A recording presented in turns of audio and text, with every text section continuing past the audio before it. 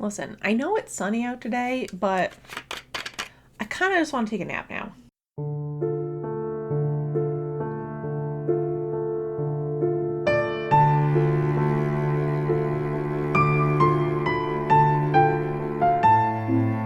Hello, and welcome back to the Plies and Hellhounds channel. We are a crafty, puppy interrupted channel coming to you from Central Connecticut. I'm your human host, Gabby. You can find me everywhere online as Gabbigales and all my hand-dyed yarn at Plies and Hellhounds and pliesandhellhounds.com.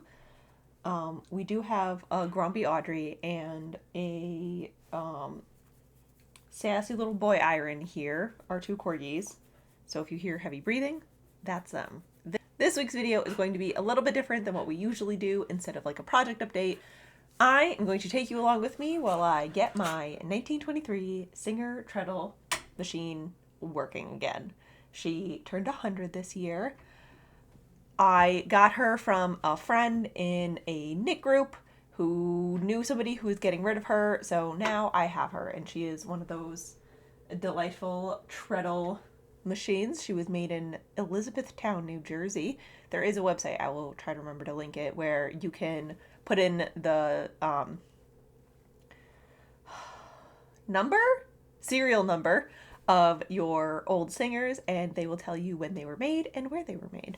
So that is our plan. And then, hopefully, if everything goes right, I will make, I forgot what it was called, a quilt something? Quilt band? A small tube of fabric to sew to the back of my forced, I'm forgetting the name of this as well, my Akari yarn handspun tapestry.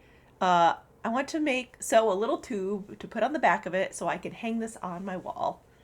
So she is done, she is blocked, she's all there, and I thought a simple tube of fabric would be a really good project. I had dreams of like sewing a skirt, but I honestly just couldn't be bothered to find a skirt pattern in fabric. And that's the chaos that we run with here, in case you're new. Things I've gotten to fix her. I will leave links to the shops. I went to two places to get these. I got a bobbin cover because hers is gone.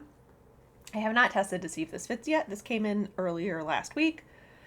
I got some new bobbins. I have a Singer sewing machine. I've always had Singer sewing machines, but I ordered this off of the Vintage Singer website just to be sure because I have the plastic ones. A new treadle cable. Super easy. And a timing, a timing gauge, presser foot gauge. I don't know what this is. I have no idea. It looked like something I should have while fixing an old machine. I don't know how to use it. I will be watching some YouTube videos, but she looks like a little sewing machine. I don't know how she's gonna work. Not a clue. Oh, I also got, where is it? Some Sew Retro grease for vintage and antique sewing machines. If it will focus. It probably won't. Hello? It's focusing on my nails. There we go. Yeah, I got these all from two shops, luckily. And I think everything cost me like $50 total, including shipping, to get everything. Nothing was outrageously expensive. I think the most was like, but she also is in very good working order. So, like, there's a recent needle in there. She does move. Everything works-ish as far as I know properly. I've just never sewn anything with her. So that is our project. I don't know how long this is going to take. I have a couple hours to work on this today, and then I have some time set aside another day to finish up / do the sewing. I think trying to fix it and do the sewing in one day is going to be too much for me, just mentally. So today my goal is to get her up and running. So let's do that. Let's go. All right, let's try that again. Okay, we are here on the floor. We're ready. I have two product cloths, one drying cloth, some Murphy's oil and water for the wood, a little bit of Mrs. Meyer's dish soap and water for the metal bits, old toothbrush for gears, and we're gonna clean her. I don't remember what I named her. I did give her a good cleaning when I first got her, but it's been a couple of years. I don't think she needs any oiling down here, now that I'm playing. But I want to make sure that she is nice and clean and doing the best she can. I'm not going to polish anything. I'm not 100% sure what to use at this point. So she does have a good bit of tarnishing on her, so that is a next project. I'm also a little bit afraid to totally take her apart because I don't want to break her. I already have one broken sewing machine. She's not broken. I just need to get her to a doctor. So that's the plan. I'm going to put on some podcasts and YouTube channels things while I do this so I don't get completely distracted and wander away. So there will probably be voiceover situation while I go through what I'm doing. I don't know how long this is going to take. We'll see. Let's start cleaning. Hello, welcome back to voiceover Gabby. Let's clean a machine. I thought about making like a script for this, but no, that's not my style. Basically, I just dusted her and gave her a quick wash with just some soap and warm water, and then I completely dried off everything so there's no standing water on her. Used Murphy oil to clean, dust all of the wood pieces, the drawers, the drawer tracks, those things. I need to get like stain pens for that corner. I keep staring at it. Yeah, I need to do that.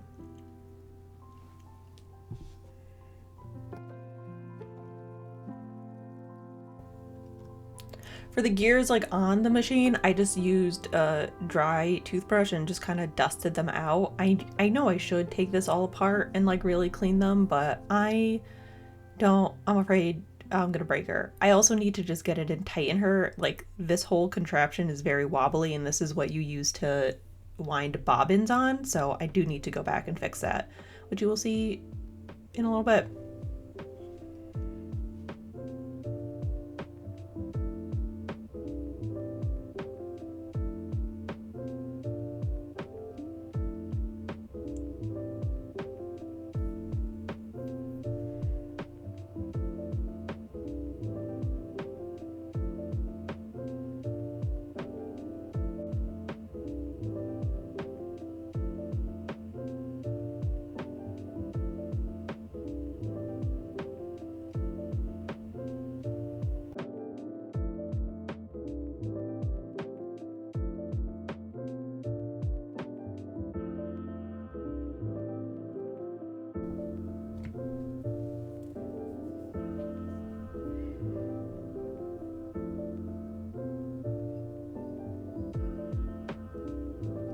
The treadle cable is just a leather cable and a staple, basically. That's it. It has not changed since its beginning, which you trim down to fit to your machine, and then I used an awl to stab a hole through it for the staple to go through, and you just thread your machine with that. It has to be so tight. I had to go back and readjust this 3 or 4 times until I got it to work. As you can see here, the wheel's moving and the cable's moving, but it doesn't have enough grip for the machine for it to do anything, like to move the needle, you know?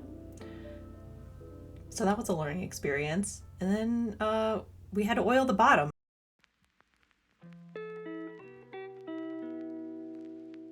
This, I found the manual online for this machine, and they have a little diagram of where to oil.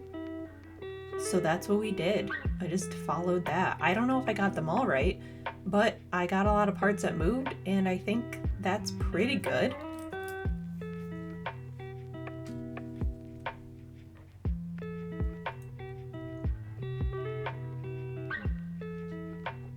I did also have a little explosion there, so we had to clean that up.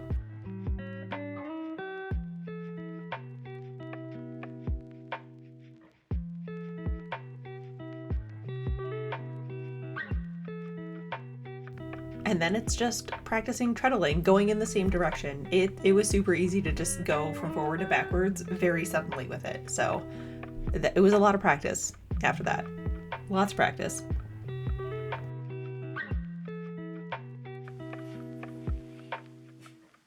Audrey, I have to record this. Hello, it's been a week. It's been a week. I have been practicing. I cleaned her a little bit more.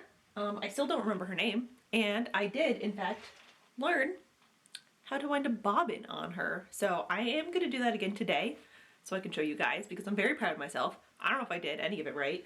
I feel like I'm going to break her at any moment, but she's a strong girl. And I made a little lavender sachet. So today is the final part of us making this into a wall hanging and not restoring, but getting my 1923 Singer up and running. I love her so much. I really want to make like clothes out of her now. Out of her? I want to make clothes on her? What? So I went to Joann's and I got a dowel. I have to find the saw. We have one. I just don't know where it is. It might be in Jake's car. But my plan is to trim this, maybe paint it, you know, like trim it to like here, and then we can use this to hang the tapestry off of. And the material we are going to use today is just this. It's like a polyester satin. This was actually the fabric I bought for my wedding dress because we had to do some alterations, and at that point, David's Bridal no longer was making that dress in that color because I had a gray dress. I think it was like sterling. I had a gray wedding dress. So we went to Joann's and we found this so we could make it into a corset back and add, forgot what else we did. I almost added pockets to it, but I just couldn't figure out how to get through all the tulle. This is not about my wedding dress. So I have a bunch left over because we just bought a yard of it just in caseies. Oh, we had to make the corset string? That's not right. We had like the tie for the corset back. We also had to make out of this. By we, I mean the lovely ladies at David's Bridal did that for me because stress. So I have a ton of this left over and it's not very stretchy. So I thought this would be very good for holding up a tapestry. And it's also pretty. So if anyone sees it, it's not just like a white linen, which I have a ton of from my grandma's stash that I've been practicing on the machine. So we have to go cut out some of this. And I think I'm going to try and make a white bobbin or a gray bobbin. Right now I just have some navy blue because I figured that was a good like all over slash I could see it better than a straight black thread if I used a dark color fabric so I could see what's going on. I have no idea if I'm tensioning it correctly or anything. I do think I need to get a new tensioning coil because that one is unraveling, but she works. So let's go cut out some material and make this. I don't know if I'm actually gonna be able to hang this up tonight because again, I don't know where the saws are and I don't really want to go in the murder rooms to try and find one. I know Jake has a mini table saw that I got him for Christmas or his birthday, but that might be in his car. Audrey just really wants to go outside and play because it's nice out today. So let's go. Let's go cut some things.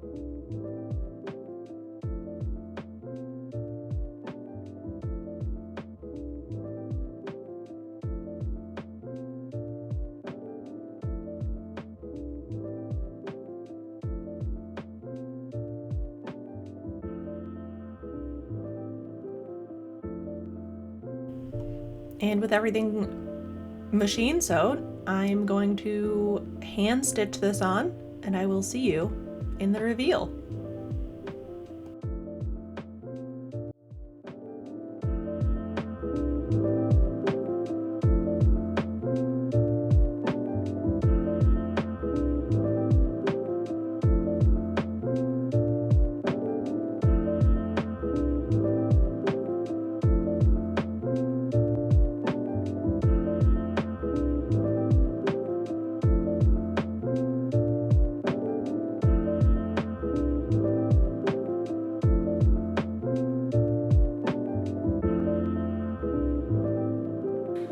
She's done. She's finished. She's not gonna live here. I am gonna put the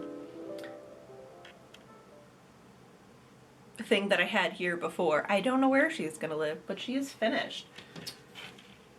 So what I did was I painted the dowel, just metallic antique gold. I hand stitched our tube onto the back, and I just did an I-cord with some of the hand spun left over from this, and here she is.